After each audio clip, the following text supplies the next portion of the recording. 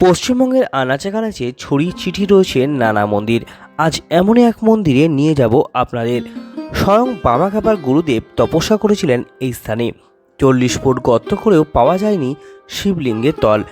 এই মন্দিরে দেখতে পাওয়া যায় একটি কাঁটাবিহীন বেলগাছ, তারকেশ্বরের মতো মল্লেশ্বর এবং উন্মেত্তেশ্বর শিবলিঙ্গ ও স্বয়ং অখণ্ড এবং অনাদিলিঙ্গ। স্বয়ং কাশ্মীরের মহারাজা মাসিক 50 টাকায় নিত্য পুজোর খরচের জন্য এই মন্দিরকে বরাদ্দ করেছিলেন।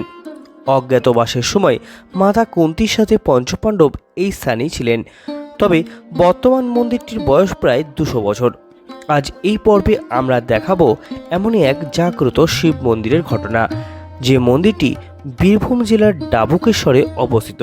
তো চলুন আজ এই পর্ব দেখে নেওয়া যাক। তবে তার আগে আপনি যদি আমার এই ছোট্ট চ্যানেলে নতুন হয়ে থাকেন, তাহলে আপনার কাছে আমার অনুরোধ রইল, অবশ্যই চ্যানেলটিকে সাবস্ক্রাইব করে নেবেন।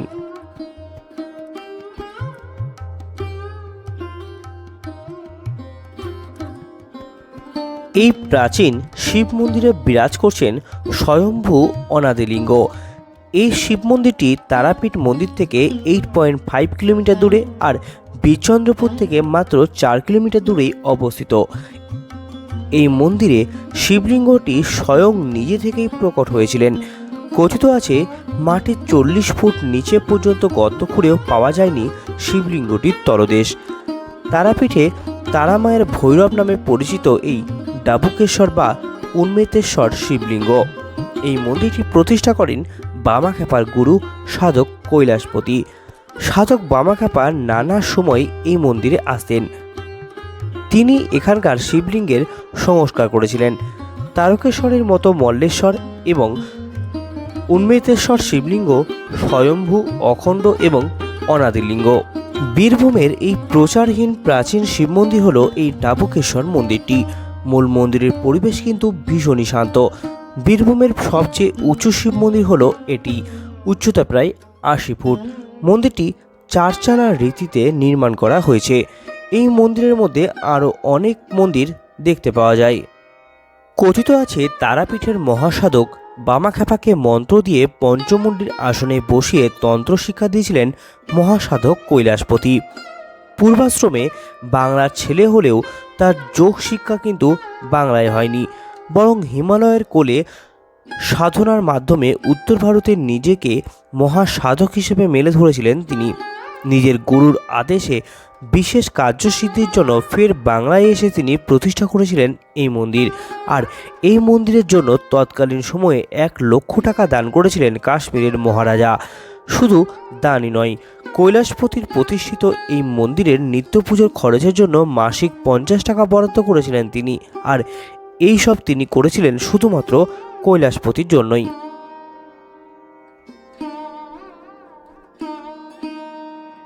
কথিত আছে পঞ্চপাণ্ডবদের অজ্ঞাতবাস থাকাকালীন এই স্থানেই পঞ্চপাণ্ডব ও মাতা কুন্তী এসেছিলেন। সেই সময় পঞ্চপাণ্ডব অভুক্ত ছিলেন। তখন এখানে উঁচু ঢিবির পাশে একটি শিবলিঙ্গের অবস্থান ছিল। তখন সেখানেই পুজো দিয়ে কিছু খাবারের সন্ধান করেন, কিন্তু অনেক খোঁজার পর কোনো খাবার তারা পায় না।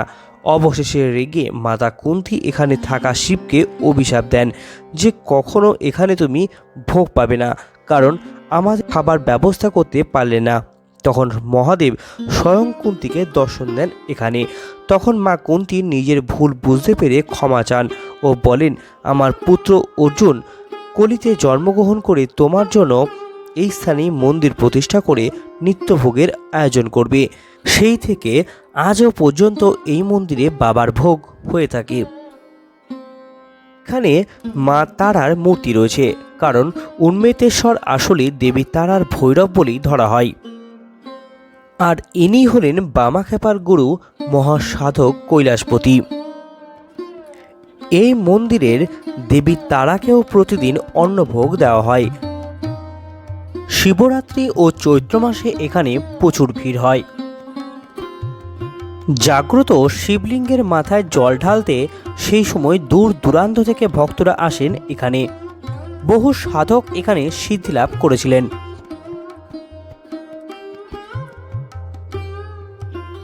এক কথায় ডাবুকেশ্বরের এই মন্দিরটিকে আসলে শৈবতীর্থ বলা হয়ে থাকে। মনস্কামনা পূরণের জন্য সারা বছর বহু দূর দূরান্ত থেকে ভক্তরা ছুটে আসেন এখানে। এই মন্দিরটি নতুন করে সংস্কার করা হয়েছে। মন্দিরটি সারাদিনই খোলা থাকে।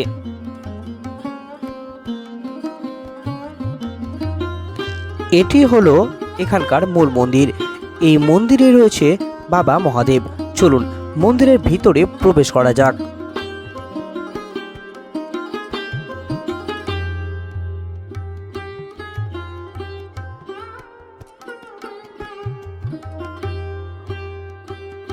এটি হলো মন্দিরের গর্ভগৃহ, আর এখানে রয়েছে বহু বছর ধরে প্রতিষ্ঠিত বাবা মহাদেব, যা স্বয়ং নিজে থেকেই প্রকট হয়েছিলেন।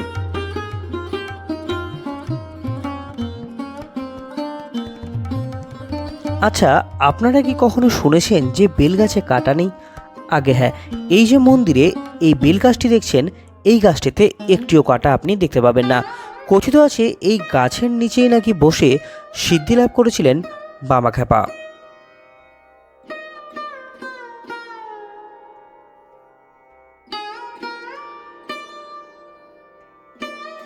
এবার আসা যাক আপনি এখানে কি করে আসবেন। যেখান থেকে আসেন না কেন সোজা চলে আসুন রামপুরহাট স্টেশন। সেখান থেকে অটো, টোটো অথবা বাসে করে চলে আসুন বীরচন্দ্রপুর। বীরচন্দ্রপুরে দেখে নিতে পারেন ইস্কন মন্দির, নিতাই বাড়ি, বাকেরাই মন্দির সহ অন্যান্য মন্দির। এই বীরচন্দ্রপুরের যাবতীয় তথ্য সমেত ভিডিও রয়েছে আমার চ্যানেলে। ডেসক্রিপশন বক্সে লিঙ্ক দিয়ে দিলাম, অবশ্যই যাবার আগে দেখে নেবেন। এই বীরচন্দ্রপুরেই রয়েছে ডাবুকেশ্বর মন্দির। বীরচন্দ্রপুর থেকে টোটো বুক করে মাত্র 5 থেকে 10 মিনিটেই পৌঁছে যেতে পারবেন এই মন্দিরে। একদম গ্রাম্য রাস্তা ধরে যেতে যেতে আপনার বেশ ভালো লাগবে। শান্ত প্রকৃতির মাঝে হারিয়ে যেতে ইচ্ছা করবে আপনার। যারা তারাপীঠ বীরচন্দ্রপুর ঘুরে চলে যান তাদেরকে বলবো অবশ্যই এই মন্দিরটি একবার দর্শন করে যাবেন, বেশ ভালো লাগবে। ভিডিওটি কেমন লাগলো জানাবেন, সাথে অবশ্যই লাইক ও শেয়ার করবেন।